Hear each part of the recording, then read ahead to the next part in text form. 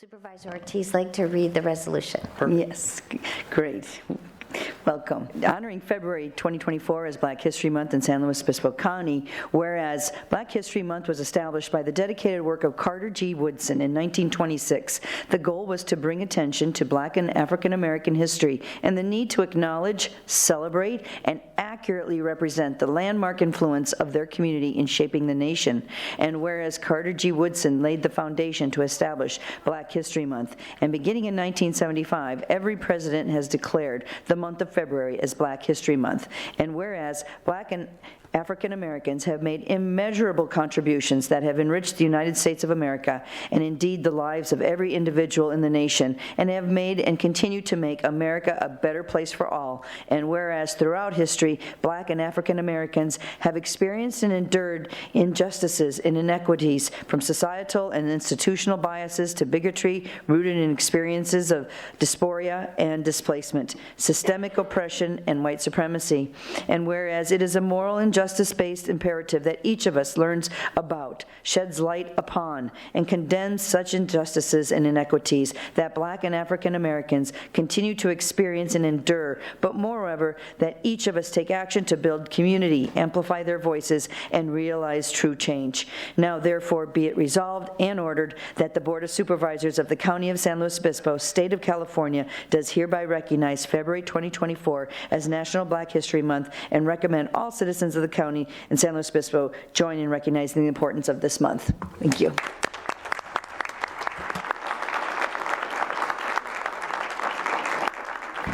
Tobin, the mic is yours. All right, perfect. Thank you.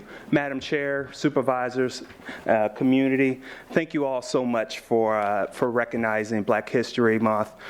This has been historic, and it's just very important that we do this because this also shows the community the support from the board. So thank you for that. I am Tobin Johnson. I am the president of our NAACP San Luis Obispo chapter. Note that I am the youngest president of any chapter in the state of California. I'm very happy to say that, so I carry that hat very heavily, but also to show that we have a lot of work to do in our community.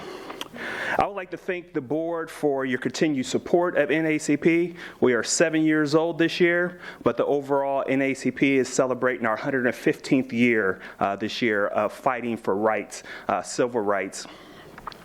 Our recent mission statement has evolved and changed. It used to talk a lot about civil rights, but now it's evolved to include human rights, because we know that is important for us to include, because we are an inclusive country and we need to look out for everyone, not just BIPOC people, but all people. So through your generous donations and support, we have been able to educate 500 people on the celebration of Juneteenth, which is one of our culminating events for the year. It is scheduled for June 15th, so please mark your calendars. And through this Juneteenth celebration, we were able to educate 500 people. We were also able to donate 250 backpacks to low-income families in Paso Robles, as well as donate to the MLK Scholarship Fund, also donate to 40 Prado, and educated 500 plus people on systematic racism. And plus, we've had our MLK celebration where we had about 173 people in attendance to celebrate Dr. King and his contributions.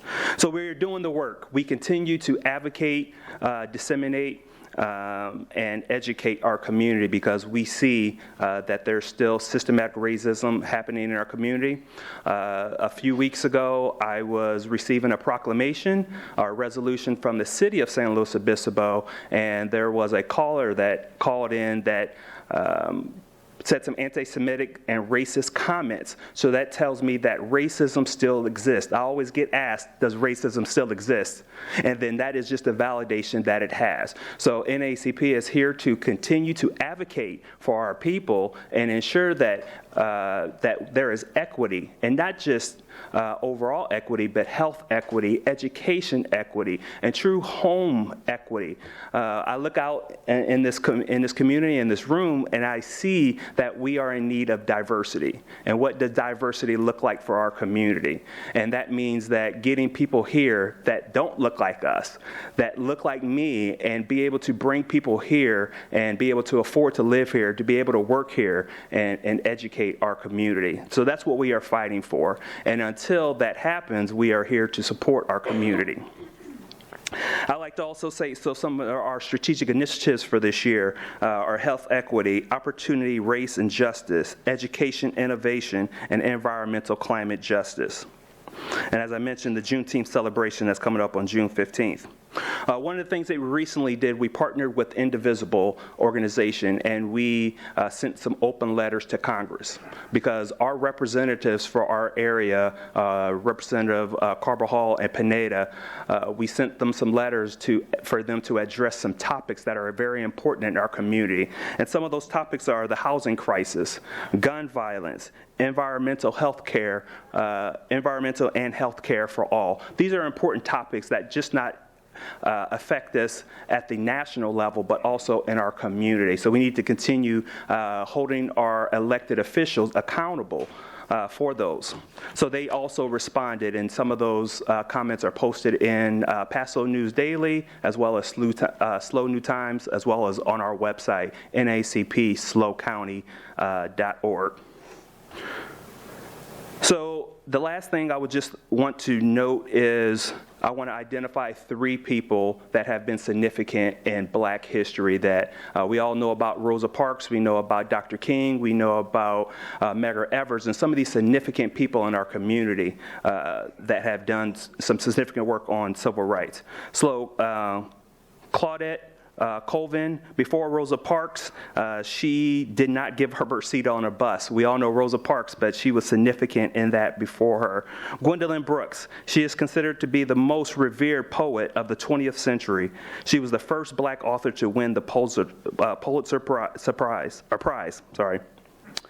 And then 3 is Ruby Ridges. At 6 years old, she was the first African American to attend an integrated school in 1960. So some of these people that don't get the visibility and the highlight, this is that opportunity for us to do that. So once again, I want to thank you all for your time, as well as your continued support of NAACP, and I look forward to seeing all of you at some of our future events. Thank you.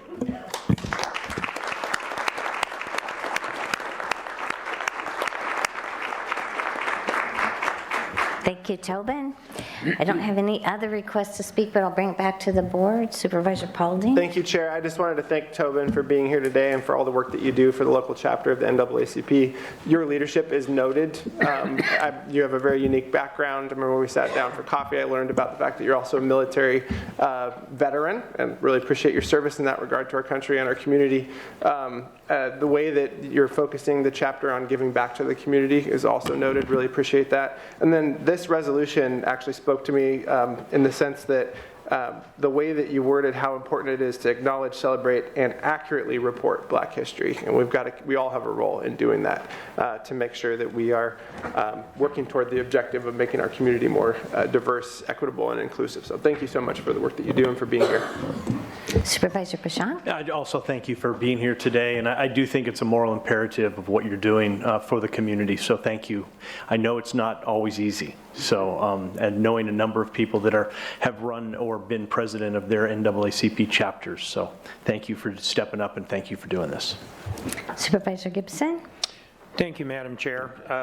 I'd like to thank Tobin for his energy in leading the NAACP in our county, which is not the most diverse county in the state of California or the country. I'm glad we got this resolution in on February 27th. Now, it is a leap year, and so we're 2 days ahead of the deadline. But the reason I bring that up is I hope we can get this moved up in our yearly calendar, because the essence of Black History Month is really a forward-looking celebration, and that's really what inspires me. This particular February, a couple of weeks ago, happened to be in Washington, D.C., and I took some time to tour for the first time the National Museum of African American History and Culture, which is an extraordinary experience and an extraordinary story, and it is all about moving forward. And so I'm very glad that we get to have this discussion in these chambers today. I look forward to interacting with you more through the coming year, and I look forward to future years being an even more robust and comprehensive celebration of the African American experience. Thank you, sir. Supervisor Ortiz-Lake? Yeah, that was very well put. And yes, we did not get it in till the end of the month, but this month has been very rich in providing us with opportunities to learn more. As you highlighted today, Tobin, that there's so many stories in our history that we're just not aware of. And so we will continue to do a better job of highlighting and uplifting those that have missed the history pages, but are really important members of that have changed the trajectory. And you're right, this is the forward looking on all the things that we're yet to do. So it's really great to have you here, Tobin, and thank you for bringing up so many of the things that NAACP is bringing here to our local community. So we look forward to working with you. And I'll say, Tobin, thank you for being here, for your service to our country and our county. Thank you so much. Okay, with that.